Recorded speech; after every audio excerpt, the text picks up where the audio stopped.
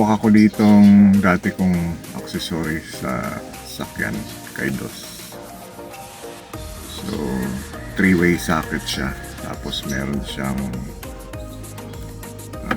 sa side meron siyang USB port, same as sa other side. So I find this important. Unang-una ito, si voltmeter, para mamamonitor, mamamonitor mo yung, meron pala dito sa front din, monitor mo yung karga ng battery health. Sobrang importante yan. Ayaw natin na mag-aberya sa biyahe dahil lang,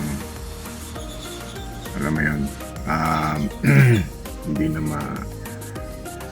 maayos yung battery natin. So ito, plano ko hanapan ng, meron tayo dito ang tawag nito, tape, double-sided. Hanapan natin ang pwesto dito sa sakyan. Ito lang iniisip ko kasi ito. Ayan siya. So si Tamaraw, unfortunately, isa lang yung ano niya. Ito. Dito. Which is gamit ko siya for my dashcam. So equally important. So hanapan ko siya ng paraan paano idikit ito. And itong nakakabit sa dashcam, dito ko na ikakabit. So try natin muna. Ayan na siya guys. So hindi ko na muna i-dinikit. Ilagay ko lang sa loob ng pinaka-globe compartment niya. Ayan. Okay naman. Para wala munang dikitan na mangyayari.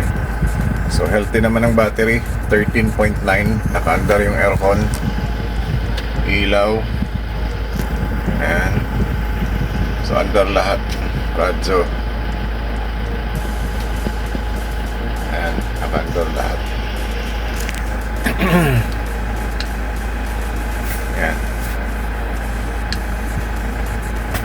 13.8.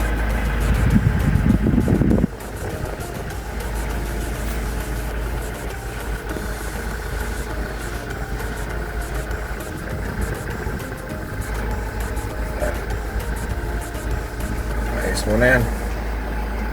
At least, uy, wait lang. Gumana to Kasi lang natin. Ayan, gumana na siya. Gumana na lahat, naka-on. Ayan. Aircon naka-on. Okay na. Dun muna. Tayo natin ilaw. Tayo natin ito. Tapos sabay switch off sa aircon.